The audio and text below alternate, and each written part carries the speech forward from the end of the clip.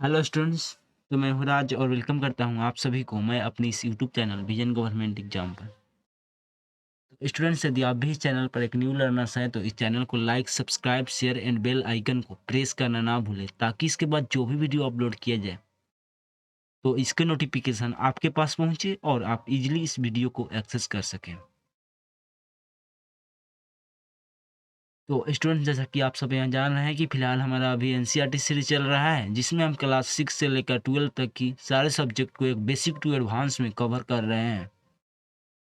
फिलहाल हमारा हिस्ट्री चल रहा है, जिसमें हम एंशिएंट हिस्ट्री को कवर कर रहे हैं, जिसमें हम क्लास 6 के एनसीईआरटी हिस्ट्री को समाप्त कर चुके हैं। और अभी हमारा क्लास 12 का एनसीईआरटी हिस्ट्री कल से स्टार्ट हुआ है, जिसमें हम एंशिएंट हिस्ट्री को कवर कर रहे हैं। और इसमें भी में हमारा चैप्टर 1 में हम लोग आधा आधा तक इसके कवर कर चुके थे। और जो आधा बाकी है उसको आज आज हम लोग स्टार्ट करेंगे, क्योंकि कल टेक्निकल इशू के कारण क्लास को बीच में ही रुका। चलिए, आज जहाँ से टॉपिक बाकी है वहाँ से हम लोग स्टार्ट करते हैं। इसके इसके पहले के जो भी स्टूडेंट्स यदि हमारे क्लास को अटेंड नहीं किए हैं तो जाइए आप विजन गवर्नमेंट एग्जाम के यूट्यूब चैनल पर। वहाँ आपको एक प्ले लिस्ट के माध्यम से इसके पहले की सारी वीडियो एक ही जगह पर सिस्टमेटिकली ढंग से प्राप्त हो जाएंगे। तो जाइए और उस वीडियो को एक्सेस कीजिए। तो चलिए, आज के हम अपने सेशन को स्टार्ट करते हैं। जैसा कि ये एनसीईआरटी हिस्ट्री है और एक क्लास 12 का एनसीईआरटी हिस्ट्री है, जिसमें अभी हमारा चैप्टर 1 है और चैप्टर का नाम है ईंट, मनके तथा अस्थियाँ। चैप्टर 1 है और चैप्टर का नाम है ईंट, मनके तथा अस्थियाँ। और बेसिकली इसमें हम लोग हड़प्पा सभ्यता को पढ़ रहे हैं और इसमें हमारा ये सब हो चुका है।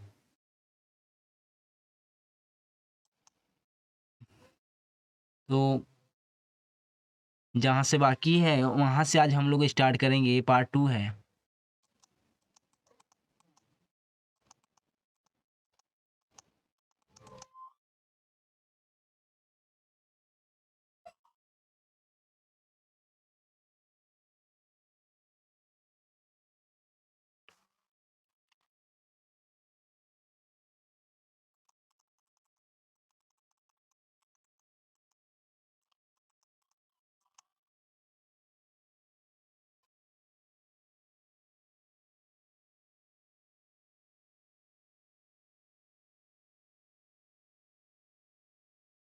तो टॉपिक 6 से हम लोग को आज स्टार्ट करना है।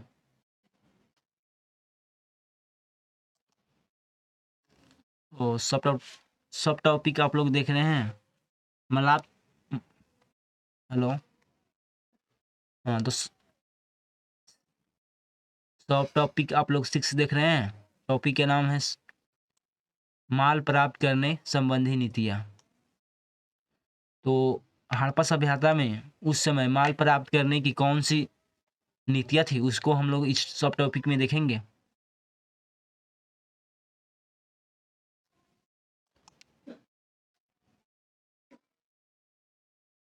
जैसा कि स्पष्ट है कि शिल्प उत्पादन के लिए कई प्रकार के कच्चे माल का प्रयोग होता था। हालांकि कुछ जैसा कि मिट्टी स्थानीय स्तर पर उपलब्ध थे। कुछ अन्य जैसे पत्थर, लकड़ी तथा धातु जलोढ़क मैदान से बाहर के क्षेत्र में मंगाने पड़ते थे। तो जो माल प्राप्त करने की संबंधी नीतियाँ थी, तो एक तो हो गया कि हम जहाँ रहते हैं वहाँ से कुछ चीज़ें हमको मिल जाती हैं। वैसे ही हड़प्पा सभ्यता में ही कुछ चीज़ें वहाँ से ही मिल जाती थी। जैसे कि स्थानीय स्तर पर, जैसे कि मिट्टी हो गया, ये स्थानीय स्तर पर वहाँ से उपलब्ध होता था। और पत्थर, लकड़ी, धातु, ये सब स्थानीय स्तर पर उपलब्ध थे। और बैलगाड़ी के मिट्टी से बने खिलौने के प्रतिरूप संकेत करते हैं कि यहाँ सामान तथा लोगों के लिए स्थल मार्गों द्वारा परिवहन का एक महत्वपूर्ण साधन था। संभवतः सिंधु तथा इसकी उप नदियों के बगल में बने नदी मार्गों और साथ ही तटीय मार्गों का प्रयोग किया जाता था।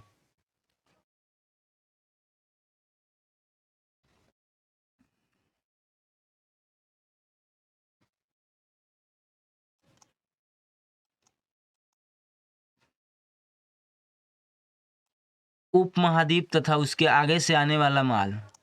तो अब हम लोग देखेंगे कि उपमहाद्वीप और इस उसके आगे यानी बाहर से आने वाले राज्य, जैसे मान के चलिए बाहर की देश से कोई चीज़ को हम लोग आजकल किस तरह हम लोग इंपोर्ट करते हैं यानी कि आयात करते हैं, उसी तरह हड़प्पावासी भी उस समय बाहर से कुछ चीज़ों को मंगवाते थे। जो चीज़ें स्थानीय स्तर पर उपलब्ध नहीं होता था उसको बाहर से उन्हें मंगवाना पड़ता था। तो वहीं देखेंगे कि वे लोग कहाँ से मंगवाते थे।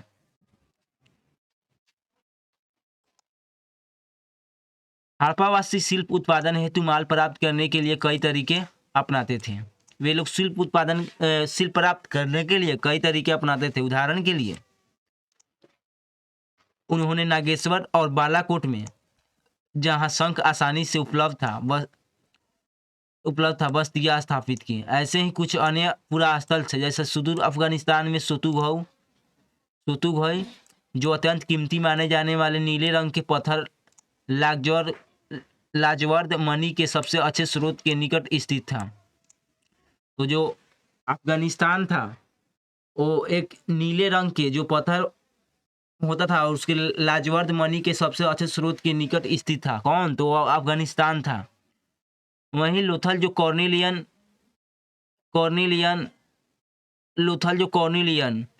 यानी लोथल में क्या कॉर्निलियन पत्थर मिलता था, और सेल खड़ी दक्षिण राजस्थान तथा उत्तरी गुजरात से मिलता था। लोथल से क्या मिलता था? कॉर्निलियन पत्थर, जो एक पत्थर का प्रकार है कॉर्निलियन, वो लोथल से मिलता था, और सेल खड़ी पत्थर राजस्थान तथा गुजरात से। बात की जाए धातु तो राजस्थान से मिलता था। कांचा माल प्राप्त करने की एक अन्य नीति थी। राजस्थान के जो खेतड़ी थे वो तांबा के लिए उस समय प्रसिद्ध था। किस समय? हड़प्पा सभ्यता के समय राजस्थान में जो खेतड़ी है वो तांबे के लिए प्रसिद्ध था। लेकिन जो खेतड़ी की बात चल रही है वो आज भी, अभी प्रेजेंट के टाइम में भी वो तांबे के लिए प्रसिद्ध है। तो देखिए वो इतना पहले भी वो तांबे के लिए प्रसिद्ध था और आज भी वो तांबे के लिए प्रसिद्ध है। तथा दक्षिण भारत सोने के लिए जो दक्षिण भारत है वो सोने के लिए प्रसिद्ध था। जैसे क्षेत्रों में अभियान योजना, इन अभियानों के माध्यम से स्थानीय समुदाय के साथ संपर्क स्थापित किया जाता था, और इन इलाकों में यातायात एक कदम मिलने वाली हड़प्पाई वस्तुएं ऐसे संपर्कों की संकेत है।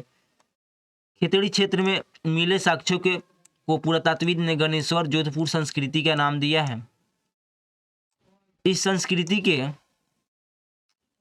विशिष्ट मृदभांड हड़प्पाई मृदभांडों से भिन्न थे तथा यह तांबे की वस्तुओं को असाधारण संपदा मिली थी। ऐसा संभव है कि इस क्षेत्र के निवासी हड़प्पा सभ्यता के लोगों को तांबा भेजते थे।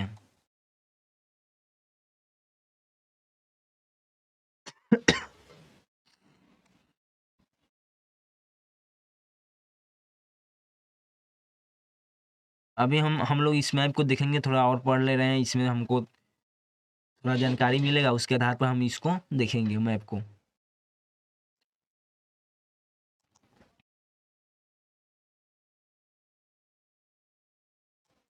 सुदूर क्षेत्रों से संपर्क यानी जो बहुत दूर है, यानी अभी हम आपको बतलाएं कि हमारे कुछ चीज़ों तो हमारे स्थानीय स्तर पर ही उपलब्ध होते हैं, लेकिन बाकी चीज़ों के लिए हमें किसी दूसरे देश से इम्पोर्ट करना पड़ता है, यानी आयात करना पड़ता है। या तो वही है कि सुदूर क्षेत्रों से संपर्क यानी दूर की देशों से संपर्क, और वो संपर्क किस लिए होता है इसी को हम लोग देखेंगे।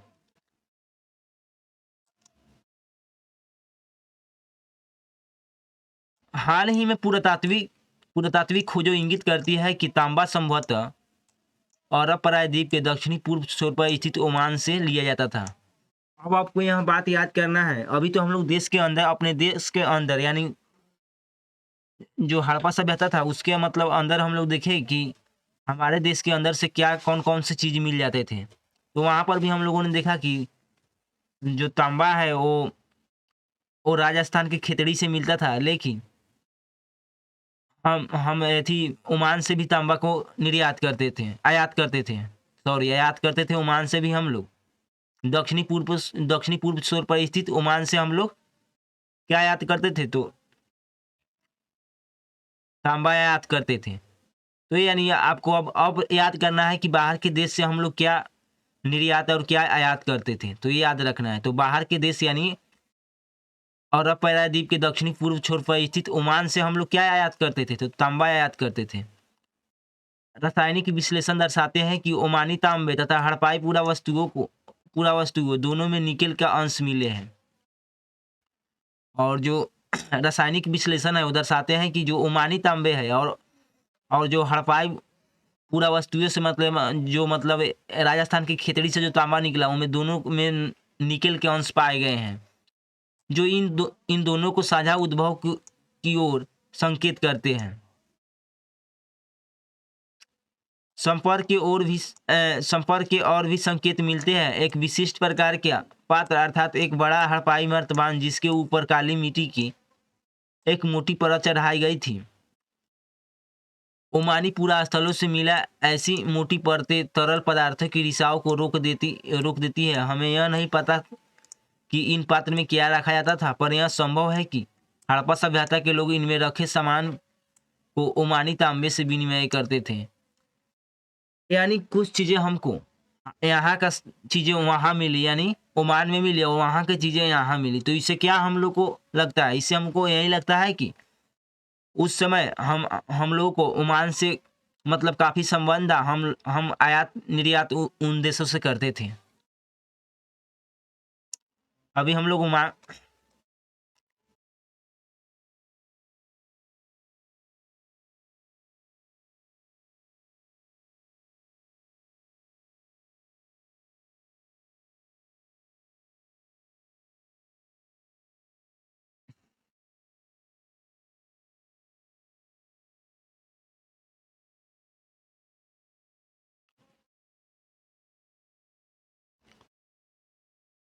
तीसरी सहस्त्रवादी ईसा पूर्व में दिनांकित मेसोपोटामिया के लेखों में मगान, जो संभवतः ओमान के लिए प्रयुक्त नाम था, नामक क्षेत्र से तांबे के आगमन के संदर्भ में मिलते हैं।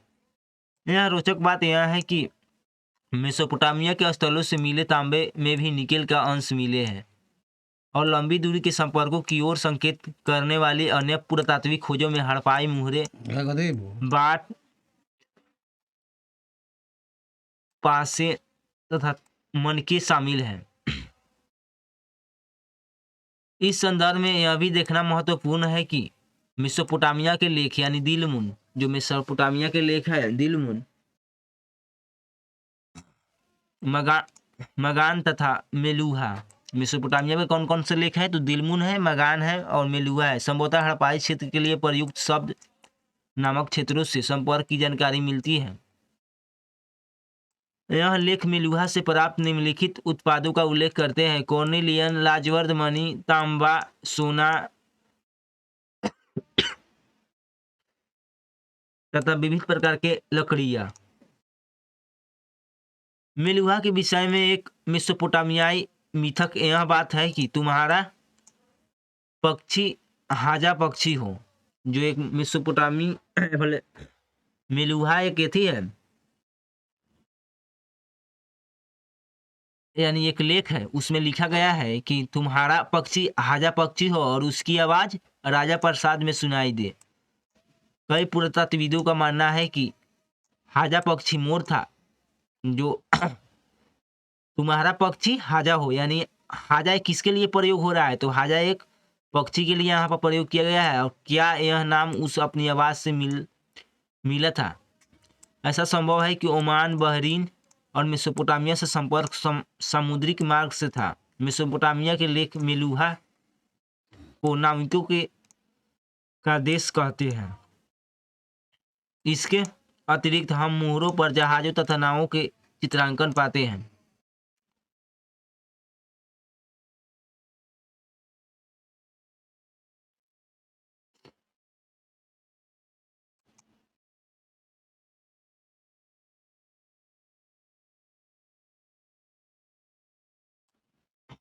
मुहरे लिपि तथा बाठ।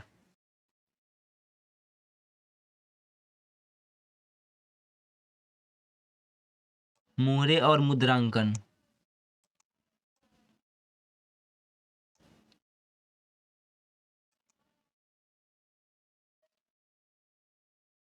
मुहरों और मुद्रांकन का प्रयोग लंबी दूरी के संपर्क को सुविधाजनक बनाने के लिए होता था। जो मुहरे और मुद्रांकन था उसको लंबे दूरी के संपर्क को सुविधाजनक बनाने के लिए होता था। मान के चलिए कि आप यहाँ से कोई चीज कहीं बहुत दूर भेज दिया और बीच में ही उसमें किसी प्रकार का से कोई गड़बड़ी हो जाए या कोई मतलब उसमें से कोई चीज कोई उसमें से सामान को निकाल ले, तो उसी को सुविधाजनक बनाने के लिए मुहरों और मुद्रांकन का प्रयोग किया जाता था।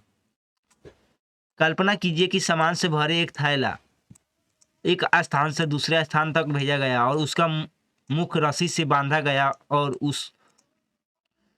गांठ पर थोड़ी गीली मिट्टी जमाकर एक अधिक मुहरों से दबाया गया, जिससे मिट्टी पर मुहरों की छाप पड़ गई। यदि इस थैले को अपने गंतव्य स्थान पर पहुंचने तक मुद्रांकन अक्षुण्ण रहा, तो इसका अर्थ था कि थैले के साथ किसी प्रकार की छेड़छाड़ नहीं की गई है। मुद्रांकन से प्रेषक की पहचान का भी पता चलता है। तो यही इसमें दिया गया है कि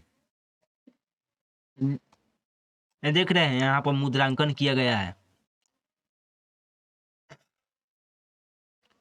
होता यहाँ था कि कोई चीज मतलब मान के चलिए कोई थैला है, उस पर रस्सी से बांध दिया जाता था और उस पर थोड़ा गीला माटी रख दिया जाता था और मुहर से उस पर ढाकर मुहर से और उस पर दाब दिया जाता था और मुहर का यानी मुहर पर जो चीज लिखा हुआ रहता था वो जाकर उस गीली मिट्टी पर दब जाता था और उस पर उत्कीर्ण हो जाता था। और यदि मान के चलिए यहाँ से और मान के चलिए बिहार से और यहाँ मान के चलिए दिल्ली तक यदि कोई चीज भेजा जाता है और उतने दूर में मतलब वो जो मुहर से दबाया गया था गीली मिट्टी पर और जो उगा था वो अक्षुण्ण रहा, यानी उसको किसी प्रकार छेड़छाड़ नहीं हुआ, तो यह माना जाता था कि हमारे चीज के साथ किसी प्रकार के भी छेड़छाड़ नहीं किया गया है। और यदि बीच में उसमें मतलब जो गीली मिट्टी को दबाया गया था मुहर से और यदि वो वहाँ हटा है या किसी प्रकार का उसको उसमें कोई गड़बड़ी हुआ है, तो यह माना जाता था कि हमारे चीज के साथ गड़बड़ी हुआ है।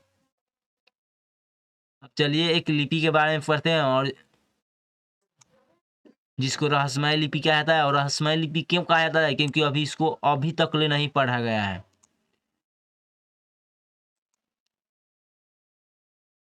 सामान्यतः सामान्यतः हड़पाई मुहरों पर एक पंक्ति में कुछ लिखा है जो संभवतः मालिक के नाम व पदवी को दर्शाता है।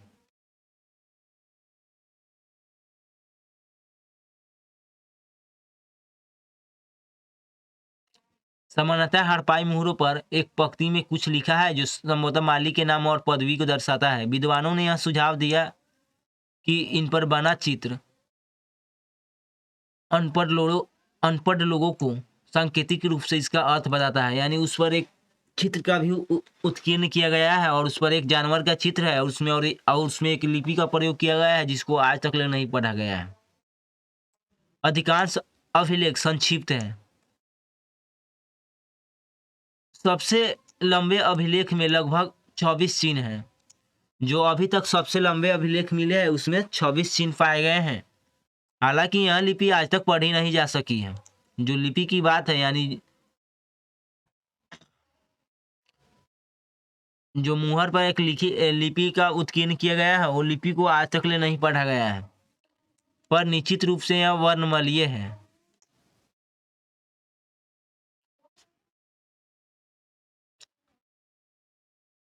पर निश्चित रूप से यह वर्णमालीय नहीं थी।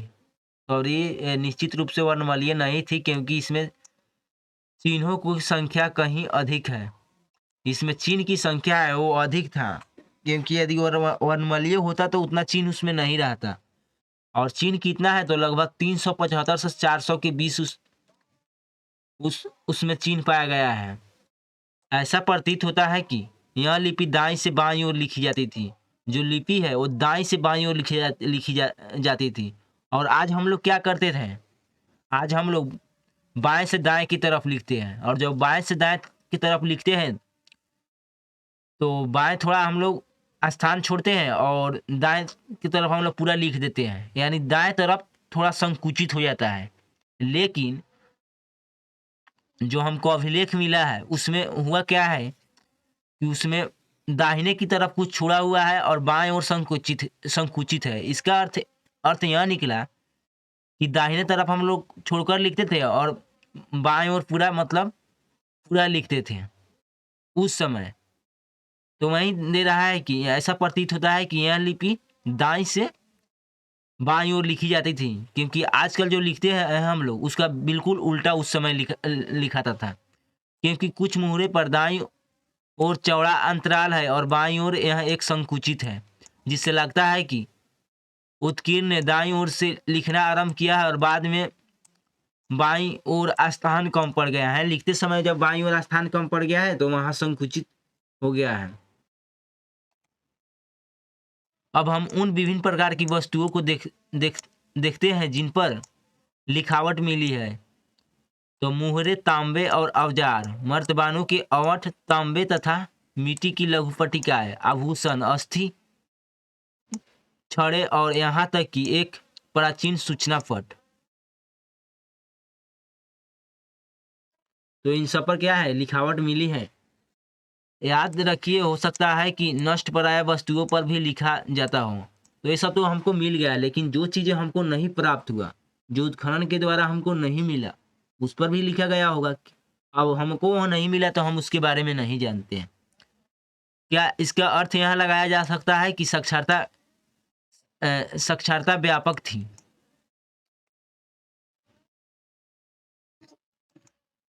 अब हम लोग बाट के बारे में देखेंगे। अच्छा, बाट बाट का मतलब क्या होता है? बाट किसे कहते हैं? तो ये बाट उसे कहते हैं जिस तरह आज हम लोग किसी भी अनकाउंटेबल चीज को तौलने के लिए प्रयोग करते हैं, यानी केजी का जब हम प्रयोग करते हैं तो उसी समय उसके लिए प्रयोग किया जाता था, तो बाट का प्रयोग किया जाता था। किलो की जगह बाट का प्रयोग किया जाता था, ठीक है। और जो बाट था उस पर किसी प्रकार का चिन्ह नहीं था, यानी कुछ किसी प्रकार का उसमें लिखा हुआ नहीं रहता था, बिल्कुल मतलब निशान रहित तो होता था, उस पर कुछ नहीं लिखा हुआ रहता था। विनिमय बाटो एक सूक्ष्म या परिशुद्ध प्रणाली द्वारा नियंत्रित थे। ये बाट सामान्य चाट नामक पत्थर से बनाए जाते थे। तो ये आपको बहुत याद रखना बहुत ही जरूरी है, क्योंकि कई बार एक कॉम्पिटिटिव एग्जाम में पूछा गया है। जो बाट था वो चाट नामक एक पत्थर से बनाया गया था और आमतौर पर ये किसी भी तरह के निशान से रहित और एक घनाकार होते थे। किस प्रकार के होते थे? तो ये किसी भी तरह के निशान से रहित होते थे, यानी उस पर किसी प्रकार का निशान नहीं हो रहता था, यानी कि उस पर किसी प्रकार का कोई चीज अंकित नहीं था, नहीं लिखा हुआ था, और एक घनाकार होता था। और इन बाटों के निचले मानदंड द्विधारी था। जो मानदंड था, यानी किसी भी चीज का एक मानदंड होता है, जैसे आज के जब हम केजी का प्रयोग करते हैं तो उसका मानदंड होता है। इसमें भी हम 100 ग्राम 200 ग्राम देखते हैं, 500 ग्राम देखते हैं क्या, और 1 केजी आता है, 50 ग्राम आता है। उसी तरह इन बाटों के निचले मानदंड द्विधारी था, यानी एक और द्विधारी था। तो एक किस प्रकार का था? तो 1 2 4 और 8 16 32। देखिए, एक के बाद में एक बढ़ गया है 2, और 2 में तो सीधे 2 बढ़ गया है 4, और 4 में सीधे 4 बढ़ गया है 8, और 8 है तो सीधे 8 बढ़ गया है 16, और 16 है तो 16 बढ़ गया है यानी 32। तो इसी को मान द्विधारी बोला जाता है इत्यादि। 12,800 तक थे, और ये कहाँ तक गया था? तो 12,800 तक था इसका मानदंड। जबकि ऊपरी मानदंड दशमलव प्रणाली का अनुसरण करते थे। जो ऊपरी मानदंड था वो दशमलव प्रणाली का अनुसरण करते थे। छोटे बाटों का प्रयोग संभवतः आभूषण और मनकों को तौलने के लिए किया जाता था। जो छोटे बाट था उसका प्रयोग किसके लिए किया जाता था? तो आभूषण और मनकों को तौलने के लिए। आज भी हम लोग छोटे यूनिट का प्रयोग किसी के लिए कौन सी चीज के तौलने के लिए करते हैं? तो वही सोने के लिए, चांदी के लिए, क्योंकि हम लोग सोना चांदी कितना खरीद सकते हैं? बहुत कम लोग खरीदता है। इसीलिए छोटे यूनिट का प्रयोग बड़े बड़े महंगों चीजों के लिए ही तौलने के लिए किया जाता था और आज भी किया जाता है। आभूषणों और मनकों को तौलने के लिए किया जाता था। किसका? तो छोटे वाट का प्रयोग। धातु से बने तराजू के पलड़े भी मिले हैं, तो उस समय धातु से बने तराजू के पलड़े भी हमें मिले हैं। अब प्राचीन सतह हम लोग देखेंगे।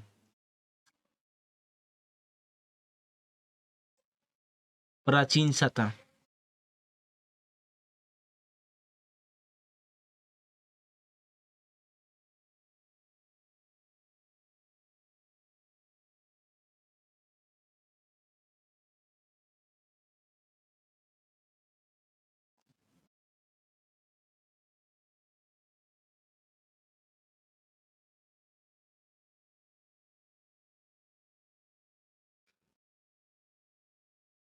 सारी चीजें जो पहले केवल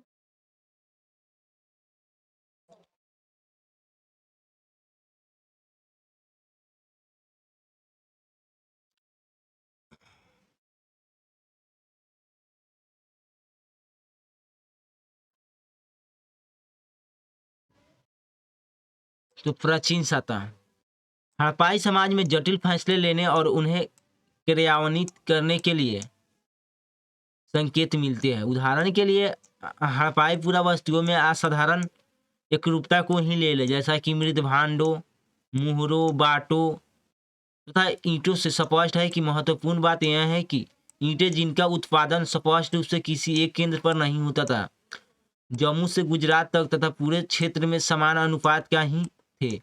हमने यह भी देखा है कि अलग अलग अलग कारणों से बस्तियां अवशेष स्थानों पर आवश्यकता अनुसार स्थापित की गई थी। इसके अतिरिक्त ईंटें बनाने और विशाल दीवारों तथा चबूतरों निर्माण के लिए श्रम संगठित किया गया था। और इन सभी क्रियाकलापों को कौन संगठित करता था? यानी जो प्राचीन सत्ता, यानी उस समय सत्ता किसके हाथ में था, यानी उस समय कौन क्या राजा के साक्ष्य मिले हैं, तो हमें तो पूरे मतलब हेलो हमें तो डायरेक्ट किसी सत्ता का उदाहरण नहीं मिलता है, लेकिन जब वहाँ के हम वस्तुओं को देखते हैं और जो भी वहाँ पर सिस्टम था उसको हम देखते हैं, तो हमें ऐसा लगता है कि सत्ता तो जरूर होगा, यानी राजा जरूर होगा वहाँ पे। क्योंकि जब हम वहाँ हड़प्पा सभ्यता में देखते हैं कि पक्की ईंटों हमें मिलती है और सारे ईंटों की जो माप है वो बिल्कुल सेम है। उसकी जब जो ईंटें हैं उसकी चौड़ाई और लंबाई वो सब सारे ईंटा का एक मिलता है। ये नहीं कि कोई ईंटा का साइज दूसरा है और किसी का दूसरा, सारे ईंटें एक जैसे मिलते हैं। उसके बाद में जो ये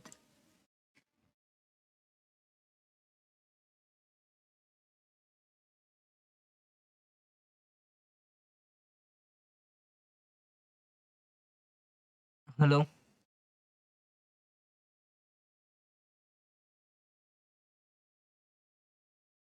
और जिस प्रकार बात की जाए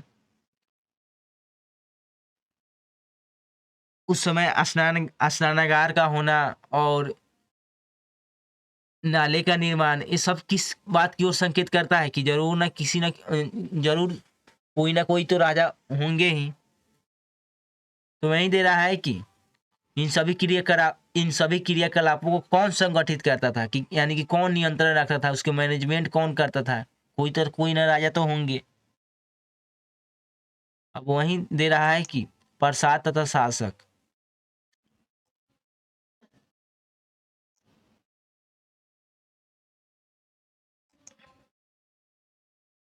सत्ता के केंद्र अथवा सत्ताधारी लोगों के विषय में पुरातात्विक विवरण हमें कोई त्वरित उत्तर नहीं देता है। तो हमने अभी आपको ऊपर बतलाया है कि डायरेक्ट हमको कोई ऐसा आंसर नहीं मिलता है कि राजा होंगे ही। लेकिन जब हम उसके बारे में पढ़ते हैं और देखते हैं कि इतने मतलब हड़प्पा सभ्यता यानी इतने सिस्टेमिकली ढंग से नाले का निर्माण, नगरों का निर्माण, ये सब इसी की ओर संकेत करता है कि राजा होंगे। यानी हम अपने से अनुभव करते हैं, लेकिन हमको कोई डायरेक्ट आंसर नहीं मिलता है कि वहाँ राजा था ही।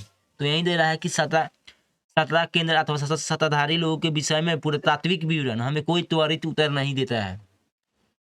पुरातत्वविदों ने मोहनजोदड़ो में मिले एक विशाल भवन को एक प्रासाद की संज्ञा दी है। जो पुरातात्विक लोग हैं, मोहनजोदड़ो में एक भवन मिला है और उसको एक प्रसाद की संज्ञा दे दी गई है। परंतु इससे संबंध कोई भव्य वस्तुएं नहीं मिले हैं, लेकिन इससे बड़ा कोई हमके भव्य वस्तुएं नहीं मिले हैं। एक पत्थर की मूर्ति को पुरोहित राजा की संज्ञा दी गई है, और एक हमको क्या मिला है, एक पत्थर की मूर्ति मिला है और उसको हम लोगों ने पुरोहित राजा की संज्ञा दिए हैं। यह नाम आज भी प्रचलित है, और ऐसा इसलिए है क्योंकि पुरातात्विक मेसोपोटामिया के इतिहास तथा वहां के पुरोहित राजा से परिचित थे। देखिए वहां पर एक विशाल भवन मिला है, कहाँ पे, तो मोहनजोदाड़ो में, एक हड़प्पा सभ्यता में यानी मोहनजोदाड़ो में एक हमको विशाल भवन मिला है। उसको हम लोग क्या दिए हैं, तो एक प्रसाद की संज्ञा दिए हैं, पुरातात्विदों ने उसको प्रसाद की संज्ञा दी है। और उसमें एक मूर्ति मिला है जिसको हम लोग पुरोहित राजा के रूप में संज्ञा दिए हैं, और यह नाम आज भी प्रचलित है।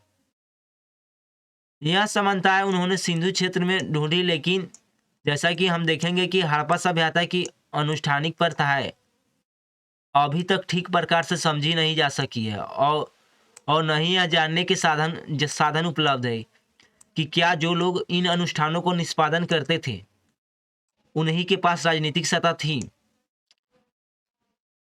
कुछ पुरातात्विद इस मत के हैं कि हड़प्पाई समाज में शासक नहीं थे। कोई पुरातात्विद यह मानते हैं कि हड़प्पाई समाज में कोई शासक नहीं था तथा सभी की सामाजिक स्थिति समान थी। यानी किसी पुरातात्विद का यह मानना है कि हड़प्पाई समाज में कोई राजा नहीं था, यानी कोई शासक नहीं था, और वहाँ सभी की सामाजिक स्थिति समान थी, यानी कोई लोग राजा नहीं था, सभी लोग एक समान था।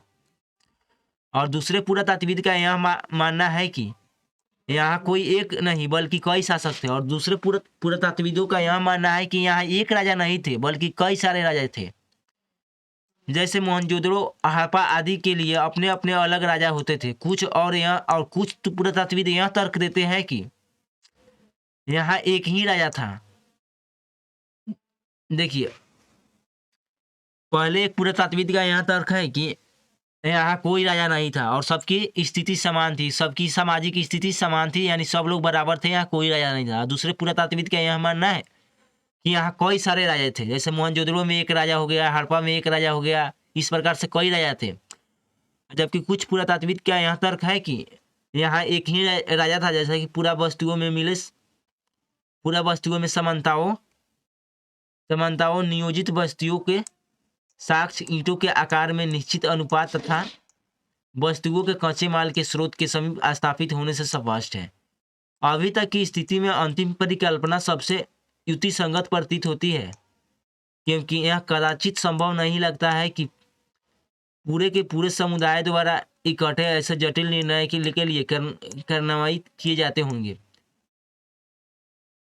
तो यही दिया गया है सबसे पहले यह कि मोहनजोदड़ो में एक भवन मिला, उसको हम लोगों ने एक प्रसाद की संज्ञा दी है, ठीक है। और उसके बाद में एक मूर्ति मिला जिसको हम लोग राजा के रूप में संज्ञा दी है, और उसी को हम लोग मानते हैं कि वहाँ पे राजा होंगे। उस मूर्ति की वजह से ही हम लोग मानते हैं कि राजा होंगे। लेकिन फिर भी कई पुरातात्विदों का यह तर्क है कि वहाँ पर राजा नहीं थे, सबकी आर्थिक समानता सबकी बराबर थी, यानी सब लोग बराबर थे, वहाँ पर कोई राजा नहीं थे। जबकि दूसरे पुरातात्विद का यह मानना था कि यहाँ पर एक राजा नहीं बल्कि कई सारे राजा थे, जैसे हड़प्पा में एक राजा हो गया और मोहनजोदाड़ो में एक राजा हो गया। जबकि कुछ पुरातात्विद का मानना था कि यहाँ पर एक ही राजा थे। तो हड़प्पा सभ्यता में आपको राजा होने या ना होने के लिए इतना बातों को आपको याद रखना जरूरी है कि कई सारे पुरातात्विद के जो थे उनके तर्क अलग अलग दिए जाते थे हड़प्पा सभ्यता के बारे में।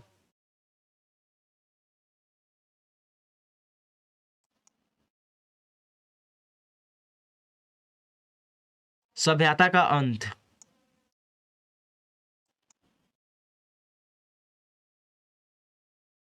अब देखेंगे हम लोग कि हड़प्पा सभ्यता के अंत किस प्रकार हुआ है, और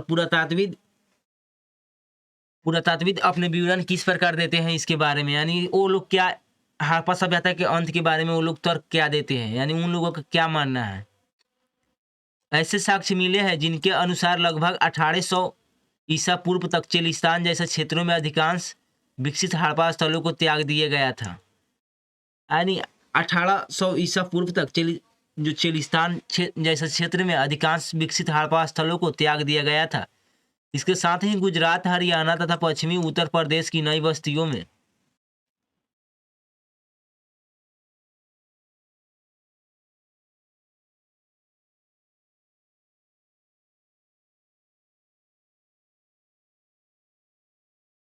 बस्तियों में आबादी बढ़ने लगी।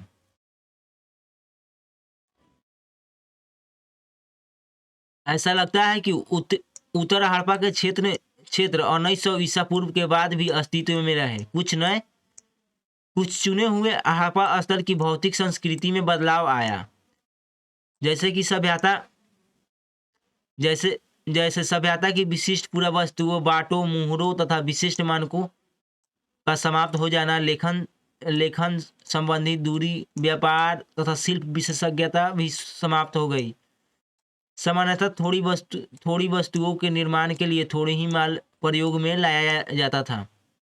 आवास निर्माण की तकनीकों का ह्रास हुआ तथा बड़ी सार्वजनिक संरचनाओं का निर्माण अब बंद हो गया। कुल मिलाकर पूरा वस्तुएं तथा बस्तियां इन संस्कृतियों में एक ग्रामीण जीवन शैली की ओर संकेत करती है। इन संस्कृतियों को उत्तर हड़प्पा अथवा अनुवर्ती संस्कृति कहा गया। यानी हम यह देखते हैं कि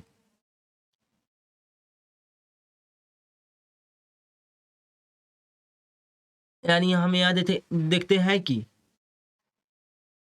जो बाट का प्रयोग होता था, जो मोहरे का प्रयोग होता था, इन सब का प्रयोग अब बंद हो गया। और जितना भी उत्पादन होता था, अब पहले जैसा उत्पादन चीज़ों का नहीं होने लगा। यानी अब थोड़ा थोड़ा सा ही माल का उत्पादन होता था और उसके बाद में बाटों का प्रयोग बंद हो गया, मोहरों का प्रयोग बंद हो गया। कुल मिलाकर बस्तियां इन संस्कृतियों में ग्रामीण जीवन शैली की ओर संकेत करने लगी। यानी हम लोग हड़प्पा सभ्यता में बेसिकली क्या देखे, वहाँ एक नगरीय सभ्यता के बारे में हम लोग देखते हैं, लेकिन अब यहाँ पर हम लोग को यह जानकारी मिलता है कि यह ग्रामीण जीवन शैली की ओर संकेत करने लगी। और इन संस्कृतियों को क्या उत्तर हड़प्पा या अनुवर्ती संस्कृतियाँ कहा गया। ये परिवर्तन कैसे हुआ, इसके विषय में कई व्याख्या दी गई है। इनमें जलवायु परिवर्तन, वनों की कटाई, अत्यधिक बाढ़, नदियों को सूख जाना और नदियों का मार्ग बदल लेना तथा भूमि का अत्यधिक उपयोग सम्मिलित है। इनमें से कुछ कारण कुछ बस्तियों के संदर्भ में तो सही हो सकते हैं, परंतु पूरी सभ्यता के पतन की व्याख्या नहीं करते हैं। तो यहाँ पर दिया जा रहा है कि कई सारे पुरातत्वविदों का कई सारे तर्क थे। जैसे कि किसी ने कहा कि यहाँ मतलब जलवायु परिवर्तन की वजह से यहाँ पर मतलब हड़प्पा सभ्यता नष्ट हो गया, समाप्त हो गया। किसी का मानना है कि वनों की कटाई की वजह से ऐसी स्थिति आ गई, जबकि किसी का मानना है कि अत्यधिक बाढ़ के कारण ऐसा हो गया। उसके बाद में किसी का मानना है कि यहाँ सूखा आ गया। लेकिन सारे के सारे हड़प्पा सभ्यता का एक साथ ही नष्ट हो जाए ना, यह तर्क सही मेल नहीं खाता है। ऐसा लगता है कि एक सुदृढ़ एकीकरण के तत्व संभवतः हड़प्पाई राज्य का अंत हो गया। मोहरों, लिपि, विशिष्ट मानकों तथा मृद भांडों के लोप, मानकीकृत बाट प्रणाली के स्थान पर स्थानीय बाटों का प्रयोग, शहरों के पतन तथा परित्याग जैसे परिवर्तनों से इस तर्क को बल मिलता है। उपमहाद्वीप को एक पूरी तरह से अलग क्षेत्र में नए शहरों के विकास के लिए एक सहस्त्रवादी से भी अधिक समय तक प्रतीक्षा करनी पड़ी।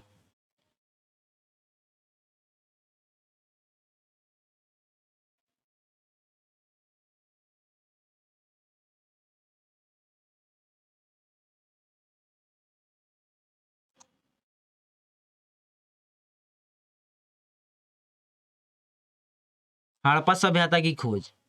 अब इसमें हम लोग देखेंगे कि हड़प्पा सभ्यता की खोज किस प्रकार की गई थी।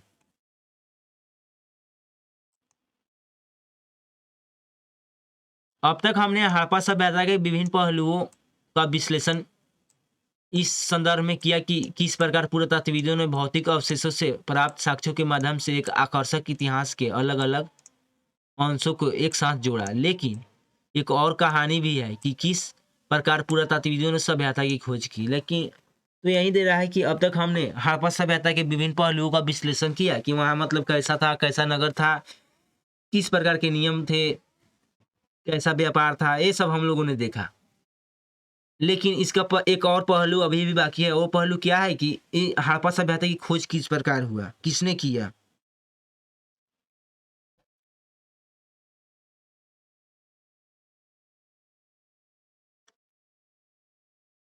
जब हड़प्पा सभ्यता की शहर नष्ट हो गए तो लोग धीरे धीरे उनके विषय में सब कुछ भूल गए। यानी जब हड़प्पा सभ्यता के शहर नष्ट हो गए तो लोग धीरे धीरे उनके बारे में सब कुछ भूल गए। जब लोगों ने इस क्षेत्रों में सहस्त्रवादी हुए यानी कई साल बाद रहना आरंभ किया, तब वे यह नहीं समझ पाए कि बाढ़ या मिट्टी के कटाव के कारण अथवा खेत की जुताई के समय या फिर खजाने के लिए खुदाई के समय यादा कादा धरती की सतह पर आने वाली अपरिचित पूरा वस्तुओं को क्या अर्थ लगाया जाए। यानी यहाँ आपकी एनसीईआरटी बुक यहाँ समझाने की आपको प्रयास कर रहा है कि जब हड़प्पा सभ्यता का अंत साल पहले हो गया, इतना साल पहले हो गया, कई सालों पहले हो गया, लेकिन जब धरती के बाहर बाहर धरती के अंदर हमें उसके जब कुछ अवशेष मिले, तब हम कैसे एक बैगे हम यहाँ अनुमान लगा लिए कि ये हड़प्पा सभ्यता ही है, ये हड़प्पा सभ्यता का ही पूरा वस्तु है। ये हम कैसे मतलब डायरेक्ट उस मुद्दे पर चले गए। तो वहीं दे रहा है कि खुदाई के समय यादा कादा धरती की सतह पर आने वाली अपरिचित पूरा वस्तुओं को क्या अर्थ लगाया जाए।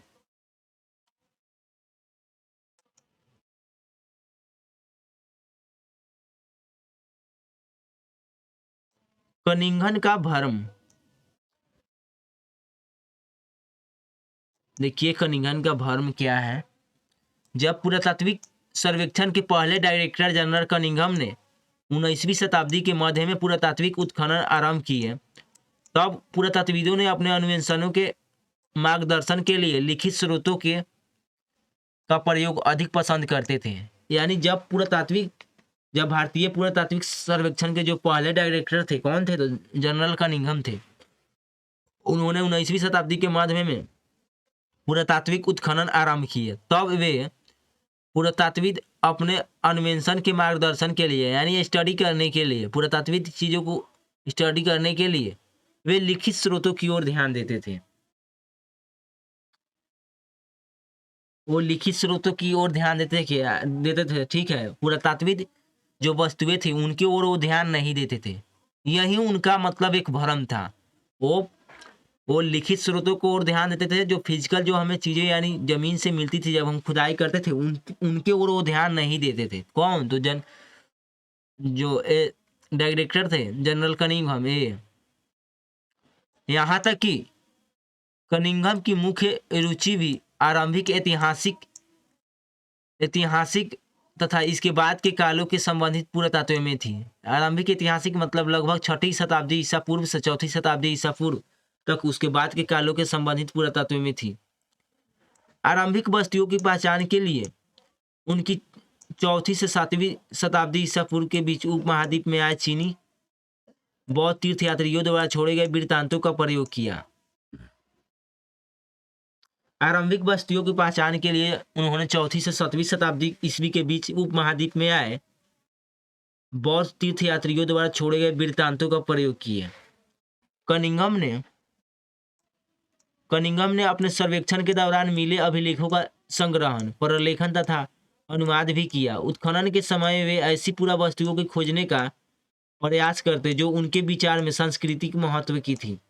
यानी जब वो उत्खनन करते थे तो ऐसी चीज़ों का वे ढूंढने का प्रयास करते थे जो हमारी संस्कृति से जुड़ा हो और उसको महत्व देते थे। वो हड़प्पा सभ्यता जैसे पुरावस्थल जो चीनी तीर्थयात्री के यात्रा का कार्यक्रम का हिस्सा नहीं था और जो एक आरंभिक ऐतिहासिक शहर नहीं था, कनिंघम के अन्वेषण के ढांचे में उपयुक्त नहीं बैठता था। जो अन्वेषण के ढांचे थे यानी जो उनके अन्वेषण करने के नियम थे उनके नियम में सटीक नहीं बैठता था। क्या सटीक नहीं बैठता था कि वे चीज़ों को मतलब सांस्कृतिक महत्व की चीज़ों को देखकर ही उत्खनन करते थे और उसे मानते थे। लेकिन जो चीनी बौद्ध तीर्थयात्री जो आए थे, वो तो हड़प्पा सभ्यता की दृष्टि से वो वे नहीं आए थे, वो तो आए थे। हेलो। इसलिए हालांकि हड़प्पाई पुरावस्तुएं 19वीं शताब्दी में कभी कभी मिलती थी और इनमें कुछ तो कनिंघम तक पहुंची भी थी, फिर भी वह समझ नहीं पाए कि ये पुरावस्तुएं कितनी प्राचीन थी। एक अंग्रेज ने कनिंघम को एक हड़प्पाई मुहर दी। उन्होंने उन्होंने मुहर पर ध्यान तो दिया, पर उन्होंने उसे एक ऐसे कालखंड में दिनांकित करने की असफल प्रयास किया जिससे वे परिचित थे। ऐसा इसलिए था क्योंकि कई लोगों का की तरह उनका भी यह मानना था कि भारतीय इतिहास का प्रारंभ गंगा की घाटी में पनपे पहले शहरों के साथ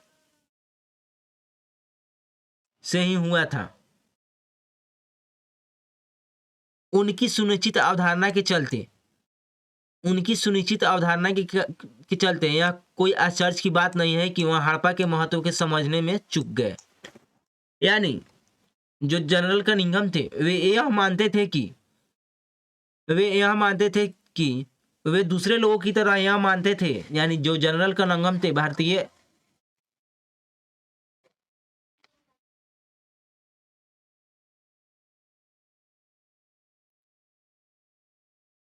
भारतीय पुरातात्विक सर्वेक्षण के जो जनरल डायरेक्टर थे, उनका दूसरे लोगों की तरह यह मानना था कि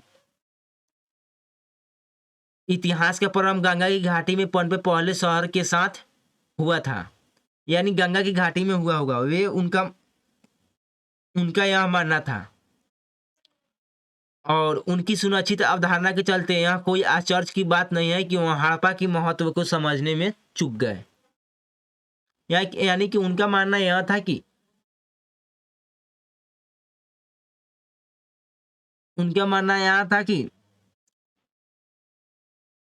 हेलो उनका मानना यह था कि इतिहास का प्रारंभ गंगा की घाटी यानी गंगा के आसपास के जगहों में हुआ होगा, जबकि ऐसा नहीं था। उनकी सुनिश्चित अवधारणा के चलते यह कोई आश्चर्य की बात नहीं है कि हड़प्पा के महत्व की ओर समझने में चूक गए।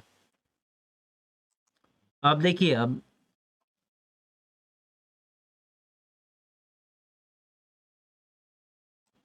एक नवीन प्राचीन सभ्यता।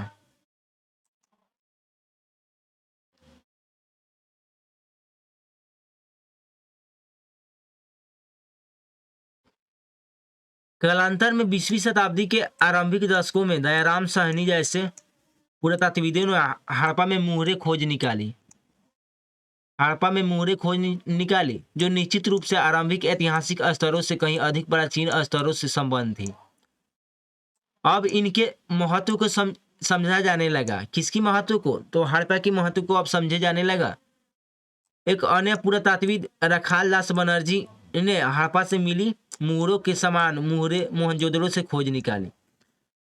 तो जो दयाराम साहनी थे वे हड़प्पा हेलो जो दयाराम साहनी थे वो हड़प्पा से मुहरों की खोज निकाली, और जो रखाल दास बनर्जी थे वो मोहनजोदड़ो से मुहरों को खोज निकाली, जिससे यह अनुमान लगाया गया कि ये दोनों पुरा स्थल एक ही पुरातात्विक संस्कृति के भाग थे। यानी जो दोनों ये पुरा स्थल थे, कौन कौन? तो हड़प्पा और मोहनजोदड़ो, ये दोनों एक ही पुरातात्विक संस्कृति के भाग थे। इन्हीं खोजों के आधार पर 1924 में भारतीय पुरातात्विक सर्वेक्षण के डायरेक्टर जनरल मार्शल ने 1924 में भारतीय पुरातात्विक सर्वेक्षण के डायरेक्टर जनरल मार्शल ने पूरे विश्व के समक्ष सिंधु घाटी में एक नवीन सभ्यता की खोज की घोषणा की। जैसा कि S.N. Rao the story of Indian archaeology में लिखते हैं कि मार्शल ने भारत को जहां पाया था उसने 3000 वर्ष पीछे छोड़ा। ऐसा इसलिए था क्योंकि मेसोपोटामिया के पुरा स्थलों में हुए उत्खनन से हड़प्पा पुरा स्थलों में मिली मुहरों जैसे पर तब तक पहचानी न जा सकी। मुहरें मिली थी। इस प्रकार विश्व को न केवल एक नई सभ्यता की जानकारी मिली, पर यह भी कि वह मेसोपोटामिया के समकालीन थी। जो हड़प्पा सभ्यता है, जो हड़प्पा सभ्यता थी, हड़प्पा सभ्यता था, वो मेसोपोटामिया के समकालीन था। यानी मेसोपोटामिया के समकालीन का मतलब क्या होता है कि मेसोपोटामिया के समय क्या था। भारतीय पुरातात्विक सर्वेक्षण के डायरेक्टर जनरल के रूप में जॉन मार्शल का कार्यकाल वास्तव में भारतीय पुरातत्व में एक व्यापक परिवर्तन का काल था। वे भारत में कार्य करने व पहले पेशेवर पुरातत्वविद थे, और यहाँ यूनान तथा क्रीट में अपने कार्यों का अनुभव भी लाए। हालांकि अधिक महत्वपूर्ण बात यह है कि कनिंघम की तरह ही उन्हें भी आकर्षक खोजों में दिलचस्पी थी, पर उनमें दैनिक जीवन की पत्तियों को जानने का भी उत्सुकता थी।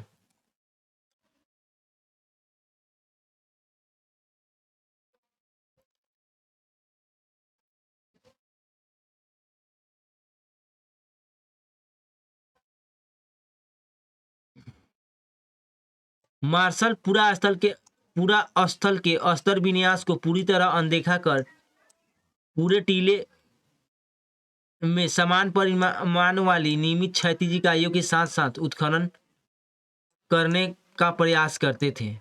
इसका अर्थ यह हुआ कि अलग अलग स्तरों का से संबंध होने पर भी एक इकाई विशेष से प्राप्त सभी पूरा वस्तुओं को सामूहिक रूप से वर्गीकृत किया जाता था। परिणाम स्वरूप इन चीजों के संदर्भ में विषय में बहुमूल्य जानकारी हमेशा के लिए लुप्त हो जाती थी। यानी जो मार्शल था वे इस प्रकार उत्खनन करते थे कि वे अस्तर विन्यास को पूरी तरह अनदेखा कर देते थे। जो खुदाई होता था, एक तो खुदाई होता है अस्तर विन्यास, और एक होता है टीले के समान परिणाम वाली यानी क्षैतिज इकाइयों। तो वे क्षैतिज इकाइयों की तरह वे उत्खनन करते थे, और इससे यहाँ होता था कि वे बहुमूल्य जानकारी हमेशा के लिए लुप्त हो जाती थी।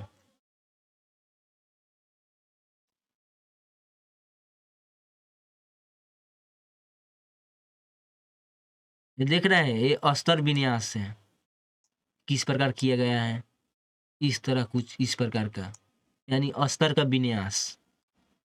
तो इनकी बजाय वे क्षैतिज इनकी अस्तर विन्यास की बजाय वे क्षैतिज इकाइयों का उत्खनन करना पसंद करते थे, और इस तरह से यहाँ होता था कि बहुमूल्य जानकारियां हमेशा के लिए लुप्त हो जाती थी।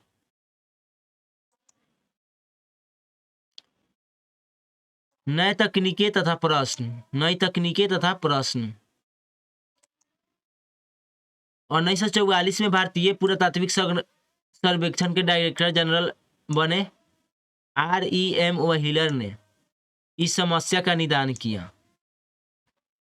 आपको यह भी याद रखना है कि कौन कौन से भारतीय पुरातात्विक सर्वेक्षण के डायरेक्टर थे। जो सबसे प्रथम कौन थे, याद कीजिए आप लोग। सबसे पहले थे कनिंघम, ठीक है। उसके बाद में आए मार्शल कब आए, तो 1924 में। और उसके बाद में आए कौन, तो REM व्हीलर कब आए, तो 1944 में। भारत में 1944 में भारतीय पुरातात्विक सर्वेक्षण के डायरेक्टर जनरल बने REM व्हीलर ने इस समस्या का निदान किया। व्हीलर ने पहचाना कि एक समान क्षैतिज इकाइयों के आधार पर खुदाई की बजाय टीले की अस्तर विन्यास का अनुसरण करना अधिक आवश्यक था। वो जो मार्शल थे, वो जब वो खुदाई करते थे तो टीले को क्षैतिज इकाइयों के आधार पर खुदाई करते थे, ठीक है। जबकि जो REM व्हीलर आए, वे वैसा नहीं करते थे। वे यानी वे अस्तर का विन्यास यानी अस्तर विन्यास का पत्ती का वे प्रयोग करते थे। कौन, तो REM व्हीलर। तो यही इनका मानना था कि एक समान क्षैतिज इकाइयों के आधार पर खुदाई के बजाय टीले के अस्तर विन्यास का अनुसरण करना अधिक आवश्यक था। अभी हमने आपको ऊपर बतलाया, यह है टीले का अस्तर विन्यास। REM व्हीलर जो थे वो इस प्रकार की उत्खनन करते थे, यानी टीले का अस्तर विन्यास। और जो ओ थे वो कुछ इस प्रकार करते थे, क्षैतिज।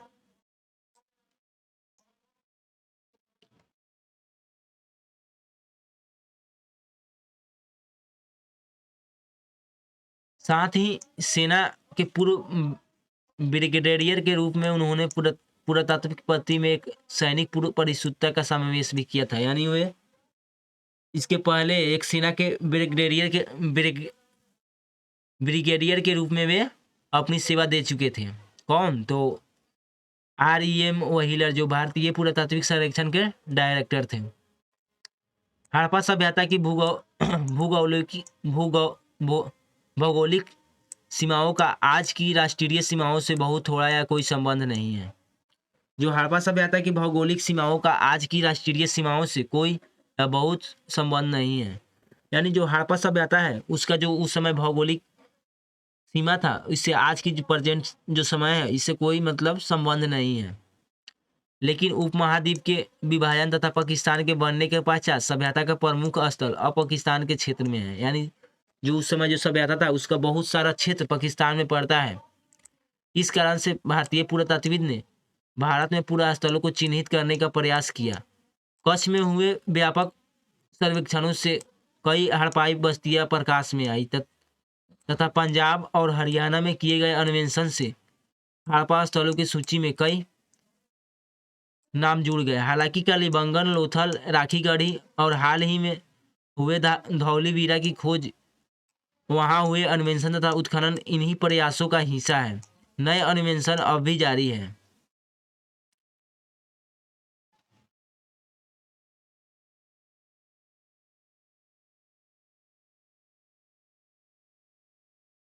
इन दशकों में नए प्रश्न महत्वपूर्ण हो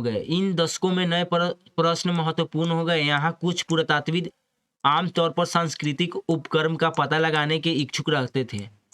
वहीं कुछ और विशेष पुरास्थलों की भौगोलिक स्थिति के पीछे निहित कारणों को समझने का प्रयास करते थे। पुरावस्तुओं की रूपनिधि से भी जूझते हैं और उनकी संभावित उपयोगिता को समझने का प्रयास करते हैं।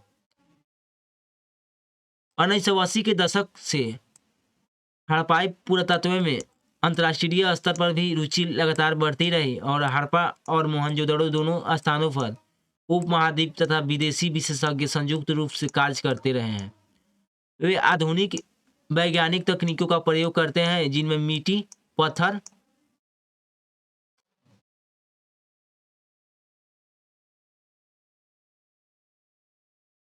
धातु की वस्तुएं तथा वनस्पति और जानवरों के अवशेष प्राप्त करने की हेतु सतह का अन्वेषण और साथ ही उपलब्ध साक्ष्यों के हर सूक्ष्म टुकड़े का विश्लेषण सम्मिलित है।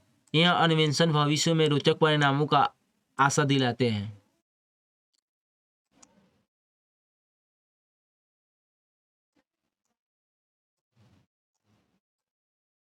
अतीत को जोड़कर पूरा करने की समस्या। जब हम उत्खनन करते हैं यानी अन्वेषण करते हैं तो उसमें जो चीजें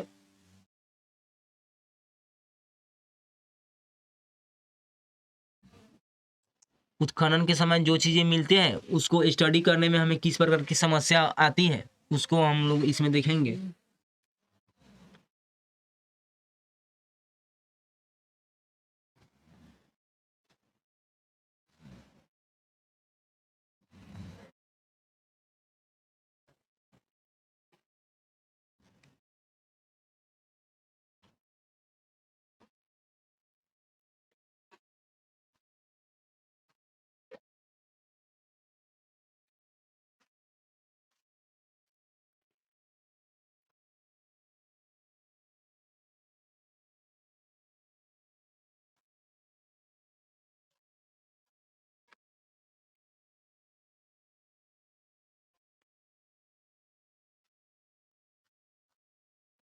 हेलो।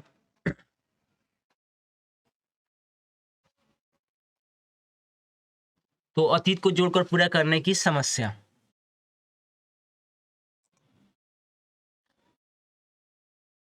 जैसा कि हमने देखा, हड़प्पाई लिपि से इस प्राचीन सभ्यता को जानने में कोई मदद नहीं मिलती है। तो हमने देखा कि हड़प्पाई जो लिपि था उसको अभी तक पढ़ा नहीं जा सका है। जब पढ़ा ही नहीं जा सका तो उससे हमें मदद क्या मिलेगी?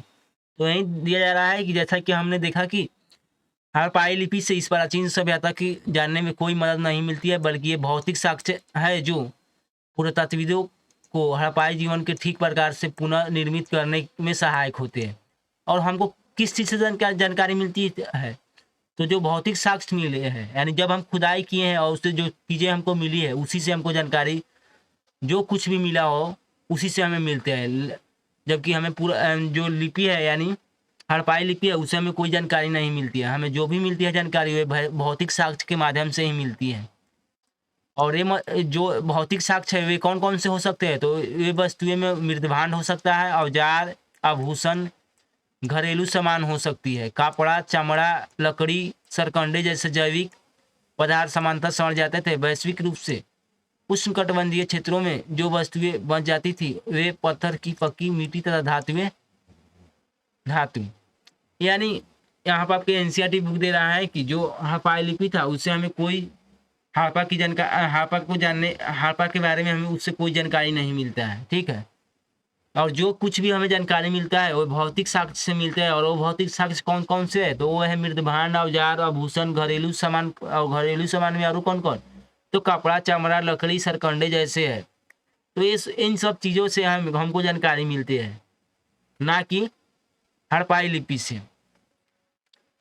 यह भी याद रखना आवश्यक है कि केवल टूटी हुई अथवा अनुपयोगी वस्तुएं ही फेंकी जाती थी। हाँ, तो आपको यह भी याद रखना है कि आज भी हम लोग क्या देखते हैं कि कोई चीज़ हम लोग तभी फेंकते हैं जो हमारे लिए अनुपयोगी हो, यानी वो अब उपयोग में हम लोगों उससे नहीं ला सकते, यानी वो खराब हो चुका है, तभी हम लोग उसको फेंकते थे। तो उस समय भी यही होता था। कोई चीज़ अपना निमन चीज़ थोड़े कोई लोग फेंक सकता है, यानी फेंका वही चीज़ जाता था जो खराब हो गया था, यानी अनुपयोगी थे, वहीं फेंका जाता था। और जो अनुपयोगी था वहीं फेंका जाता था। और जो फेंका जाएगा उसी को तो हम लोग स्टडी करेंगे, यानी जो हमको मिलेगा उसी को तो हम लोग स्टडी करेंगे। तो हमको जो चीज़ें मिले हम लोग उसी को स्टडी किए, यानी अन्य वस्तुएं संभवतः पुनः चक्रित की जाती थी। परिणाम स्वरूप जो बहुमूल्य वस्तुएं अक्षत अवस्था में मिलती है, या तो वे अतीत में खो गई थी या फिर संचयन के पश्चात कभी दोबारा प्राप्त नहीं की गई थी। और जो हमें महंगी वस्तुएं मिलती थी वे लोगों के द्वारा खो गई थी। तो ऐसा अनुमान लगाया जाता है कि जो वस्तुएं मिलती है वे खो गई थी और उन लोगों का नहीं मिला था, तो वो हमें मिलता है। अन्य शब्दों में कुछ खोजों प्रारूपिक की बजाय संयोगिक होती है, यानी कुछ चीज़ें हम उसको खोजते नहीं है बल्कि वो हमें खुद ही मिल जाते हैं। यानी कि वो लोग उसको छोड़े नहीं है बल्कि उनसे वो भुला गया है और वो हमको खोजने के दौरान हमको मिल जाता है। तो यही दे रहा है कि अन्य शब्दों में कुछ खोजे प्रारूपिक की बजाय संयोजिक होती है।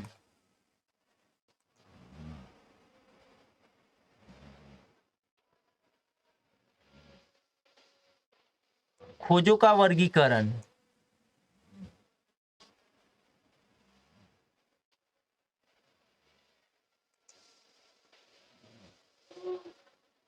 पूरा वस्तुओं की पहचान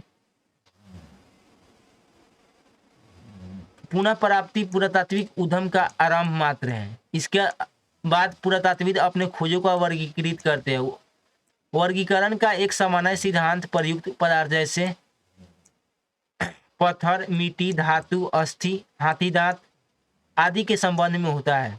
दूसरा अधिक जटिल और उनकी उपयोगिता के आधार पर होता है। यानी पूरा वस्तु की पुनः प्राप्ति पुरातात्विक उद्यम का आरंभ मात्र है। इसके बाद पुरातात्विद अपने खोजों का वर्गीकृत करते हैं। और वर्गीकरण का एक सामान्य सिद्धांत है क्या? पदार्थ जैसे उसमें हो गया पत्थर, मिट्टी, धातु, अस्थि, हाथी दांत आदि के संबंध में होता है।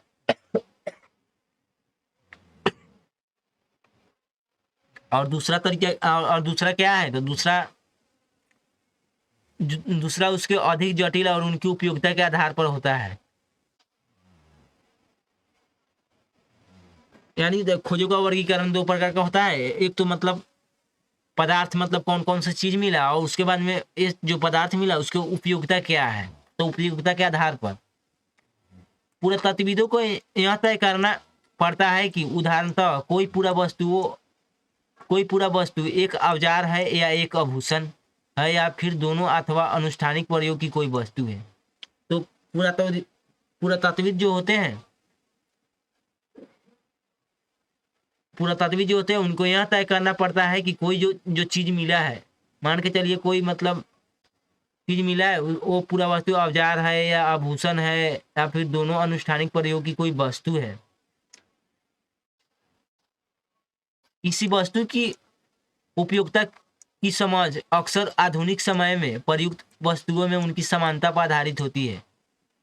मन के चकिया, पत्थर के फलक, पात्र स्पष्ट उदाहरण है। पुरातत्वविद किसी पूरा वस्तु की उपयोगिता की समझने का प्रयास उस संदर्भ के परीक्षण के माध्यम से करते हैं जिसमें वह मिली थी। क्या वे घर में मिली थी, नाले में, कब्र में या फिर भट्टी में। कभी कभी पुरातत्वविदों को अप्रत्यक्ष साक्ष्यों का सहारा लेना पड़ता है। उदाहरण के लिए कि कुछ हड़प्पा स्थलों से कपास के टुकड़े मिले हैं, पर पहनावे के विषय में जानने के लिए हमें अप्रत्यक्ष साक्ष्यों जैसे मूर्तियों में चित्रण पर निर्भर रहना पड़ता है।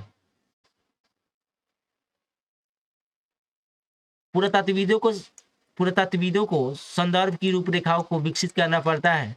हमने देखा है कि पहली प्राप्त हड़प्पाई मुहर को तांबा तब तक नहीं समझा जा सका जब तक कि पुरातत्वविदों को उसे समझने के लिए सही संदर्भ नहीं मिला। सांस्कृतिक अनुक्रम जिससे वह मिलती थी तथा मेसोपोटामिया में हुई खोजों की तुलना दोनों की संबंध में था।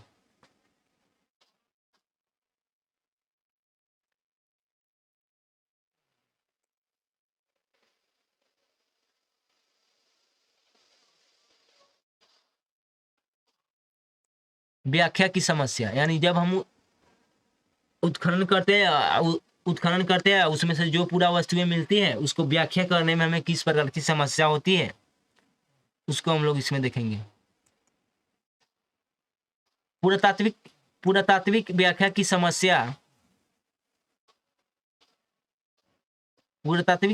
समस्या संभवतः सबसे अधिक धार्मिक प्रथाओं के पुनर्निर्माण के प्रयास में सामने आती हैं। आरंभिक पुरातत्वविदों को लगता था कि कुछ वस्तुएं जो असामान्य और अपरिचित लगती थी संभवतः धार्मिक महत्व की होती थी। यानी जो पुरातत्वविद थे और जब वो उत्खनन करते थे तो जो वस्तुएं उनको अपरिचित और असामान्य लगती थी वे उनको धर्म से जोड़कर देखते थे और उनको मानना था कि ये धार्मिक महत्व की थी। इनमें से आभूषणों से लदी हुई नारी मृण मूर्तियां जिनमें कुछ शीर्ष पर विस्तृत प्रसाधन थे शामिल है। इन्हें मातृदेवियों की संज्ञा दी गई है। देख रहे हैं, इनको मातृदेवी की संज्ञा दिया गया है। पुरुषों की दुर्लभ पत्थर से बनी मूर्तियां जिनमें उन्हें एक लगभग मानकीकृत मुद्रा में एक हाथ घुटने पर रख बैठा हुआ दिखाया गया था, जैसा कि पुरोहित राजा को भी इसी तरह प्रकार वर्गीकृत किया गया था। अन्य दृष्टांतों में संरचनाओं को अनुष्ठानिक महत्व का माना गया है। इनमें विशाल स्नानागार, कलिबंगन और लोथल से मिली वेदियां सम्मिलित हैं। मूर्तियां जिनमें से कुछ संभवतः अनुष्ठान के दृश्य बने हैं के परीक्षण से धार्मिक आस्थाओं और प्रथाओं का पुनर्निर्मित करने का प्रयास भी किया गया है। कुछ अन्य जिन पर पेड़ पौधे उत्कीर्णित है मान्यता अनुसार प्रकृति की पूजा के संकेत देते हैं। मूरों पर बनाए गए कुछ जानवर जैसे कि एक सिंगा वाला जानवर जैसे आमतौर पर एक सिंगी कहा जाता है कल्पित तथा संश्लिष्ट लगते हैं। कुछ मूरों पर एक आकृति जैसी पालथी मारकर योगी की मुद्रा में बैठा दिखाया गया है और कभी कभी जिसे जानवर से घिरा दर्शाया गया है को आदि शिव अर्थात हिंदू धर्म के प्रमुख देवताओं में से एक आरंभिक रूप की संज्ञा दी गई है। इसके अतिरिक्त पत्थर की सक्वांकार वस्तुओं को लिंग के रूप में वर्गीकृत किया गया है। हड़प्पाई धर्म के कई पुनर्निर्माण इस अनुमान के आधार पर किया गया है कि आरंभिक तथा बाद की परंपराओं में समानताएं होती है। ऐसा इसलिए होता है कि क्योंकि अधिकांशतः पुरातात्विक ज्ञात से अज्ञात की ओर बढ़ते हैं, अर्थात वर्तमान से अतीत की ओर। हालांकि यह नीति पत्थर की चक्कियों तथा पात्रों के संबंध में युक्ति संगत हो सकती है, लेकिन धार्मिक प्रतीक के संदर्भ में यह अधिकांश संदिग्ध रहती है। उदाहरण के लिए आइए हम आज शिव मोहरों को देखते हैं। सबसे आरंभिक धार्मिक ग्रंथ ऋग्वेद, जो 1500 से 1000 ईस्वी पूर्व के बीच संकलित थी। ऋग्वेद में रुद्र नामक एक देवता का उल्लेख मिलता है, जो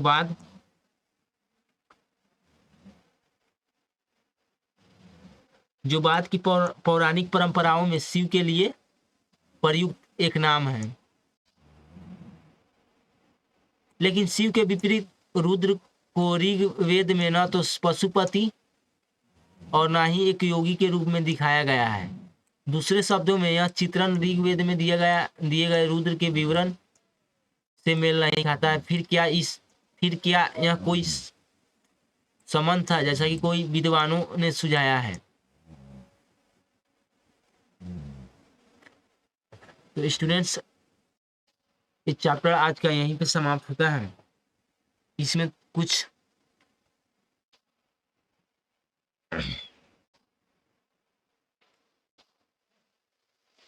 तिथि के बारे में दिया गया है, आप लोग देख लीजिए।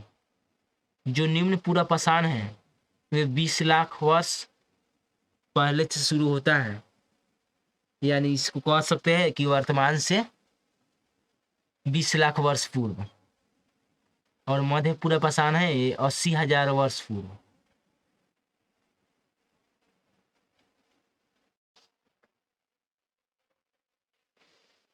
उच्च पूरा पाषाण 35,000, मध्य पाषाण 12,000 और नव पाषाण 10,000 वर्ष पहले से शुरू होता है। और ताम्र पाषाण 6,000 और हड़प्पा सभ्यता 2600 ईसा पूर्व से।